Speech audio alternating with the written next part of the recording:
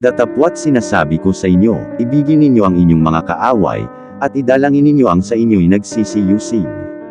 At kailanman kayo'y nangakatayong nagsisipanalangin, mangagpatawad kayo, kung mayroon kayong anumang laban sa kanino man, upang ang inyong Ama naman na nasa langit ay patawarin kayo ng inyong mga kasalanan. Datapwat kung hindi kayo magpapatawad, hindi rin kayo patatawarin sa inyong mga kasalanan ng inyong Ama na nasa mga langit. Ngunit ang kapatawaran na iyon ay sa pananampalataya sa pangalan ng Anak.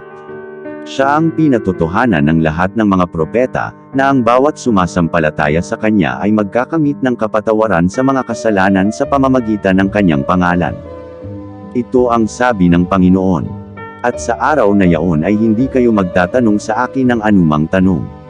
Katotohanang sinasabi ko sa inyo, kung kayo'y hihingi ng anuman sa Ama, ay ibibigay niya sa inyo sa aking pangalan.